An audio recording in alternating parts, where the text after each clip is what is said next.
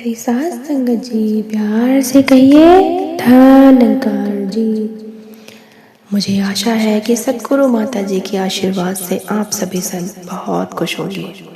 संतों जी, आज दासी फिर से आपके साथ एक नई साखी लेके आई है।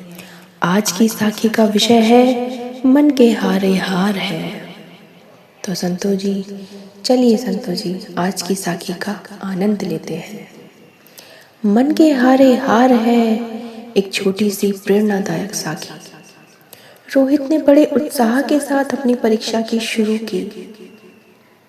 अपनी परीक्षा की तैयारी काफी शुरू की उसने, लेकिन वह टॉप नहीं कर पाया, जिसकी वजह से वह बहुत उदास और परेशान रहने लगा।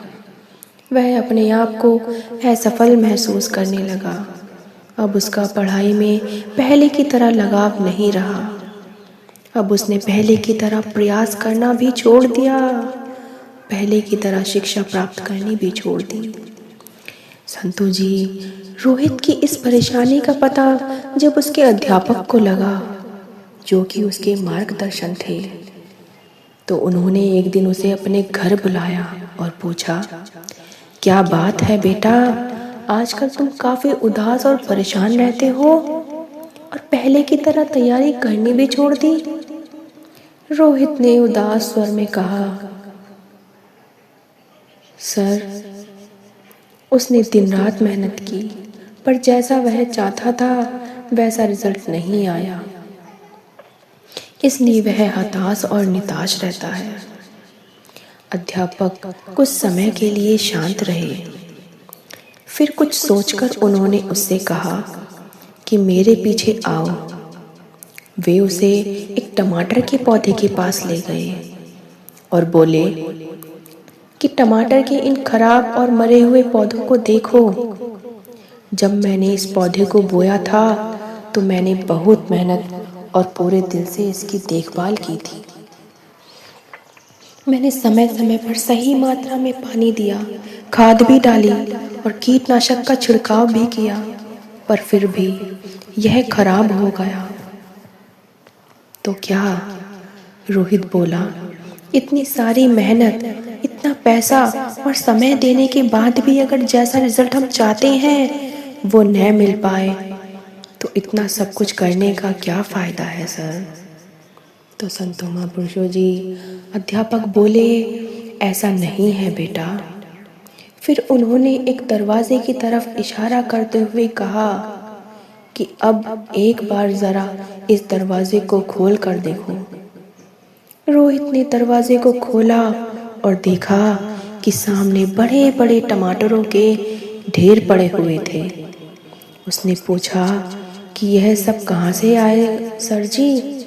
तो अध्यापक बोले, संतों जी, टमाटर के एक पौधे के खराब होने का मतलब यह नहीं कि सभी के सभी पौधे खराब हो गए हों। इसी तरह तुमने मेहनत तो की पर टॉप नहीं कर पाए, लेकिन इसका मतलब यह नहीं है कि तुम दिन रात की मेहनत खराब हो गई और तुम असफल हो गए हो। तुमने पाया तो बहुत कुछ है, लेकिन तुम्हें सिर्फ इसका नकारात्मक हिस्सा ही दिखाई दे रहा है, जबकि सकारात्मक पहलू तो छिपा हुआ है, जो कि सही समय आने पर दिखेगा तुम्हें।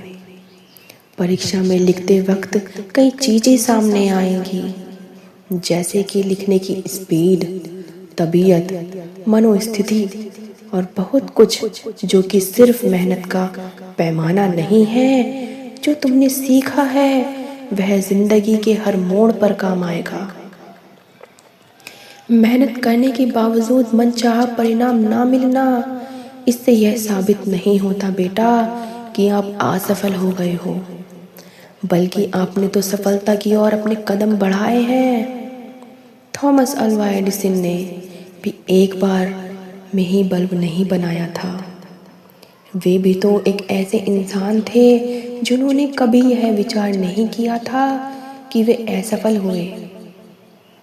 9,999 बार वे तब तक के असफल रहे जब तक बल्ब नहीं बना, और आखिर में 10,000वें प्रयास में उन्होंने एक बल्ब का आविष्कार करके दुनिया के सामने रख दिया। उनका माइंडसेट तो इतना स्ट्रांग था कि वे कभी भी यह नहीं सोचे कि मैं असफल हो रहा हूँ बार बार। उन्होंने इसके मुताबिक कि वे 9,999 तरीके से जान पाए कि उन्होंने बल्ब किस किस प्रकार से कैसे कैसे बनाया है। तो बेटा, जैक मा जिनसे भी मैं खुद बहुत बड़ा प्रभावित हूँ, जिन्होंने न जाने कितनी बार जॉब के लिए अप्लाई किया पर हर बार उन्हें रिजेक्ट कर दिया गया। और यही बात उनके लिए एक प्रेरणा बन गई और उन्होंने एक ऐसी कंपनी की शुरुआत की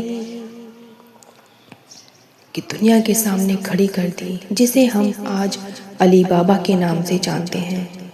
आज यह ई-कॉमर्स कंपनी कई नई बुलंदियों को छू रही है और आगे भी ऐसी ही असीम ऊंचाइयों को छू रही है।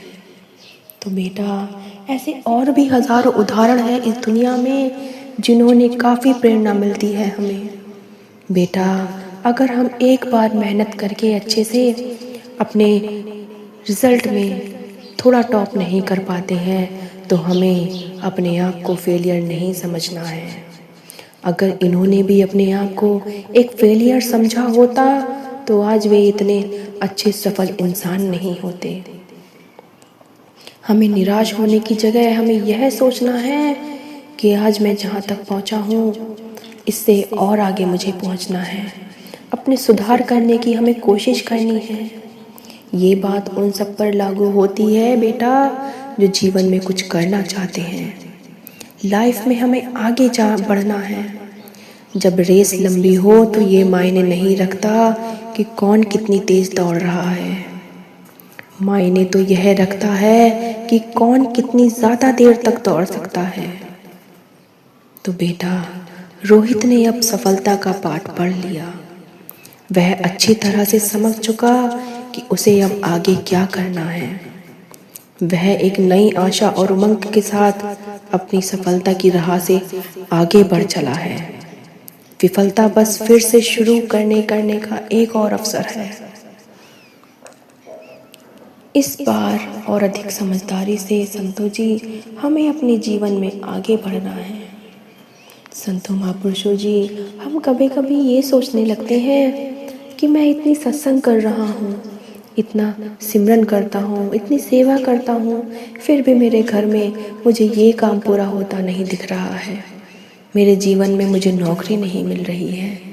मैं जो चाह रही हूँ, जो चाह रहा हूँ, मुझे वो क्यों नहीं मिल रहा है। तो संतो महापुरुषों जी, हमें ऐसा नहीं सोचना है। हमें अपने जीवन में इस मार्ग पर चलते जाना है। जीवन में हमेशा इस परमात्मा का शुक्रगुजार करते हुए अपने जीवन में हमें आगे एक पॉजिटिव थीम से सोचते हुए आगे अपना सिमरन सत्संग करते हुए आगे बढ़ते जाना है। संतो जी, आगे बढ़ते जाना है। ये निरंकार परमात्मा ही हमारा हर पल जीवन में साथ देने वाला है। इसके अलावा और कोई हमारा साथ नहीं देने वाला है। संतो महापुरुषों जी, कोई साथ नहीं देने वाला है। तो संतो महापुरुषों जी, रोहित की ये साखी आपको कैसी लगे दासी को कमेंट में ज़रूर बताना। संतो जी, आज की आपको साखी अच्छी लगे तो ये वीडियो को लाइक शेयर सब्सक्राइब कीजिए। संतो जी, दासी आपके लिए और अच्छी से अच्छी साखी और लेके आएगी। संतो जी, प्यार से कहिए संतो जी, धन्यकार जी।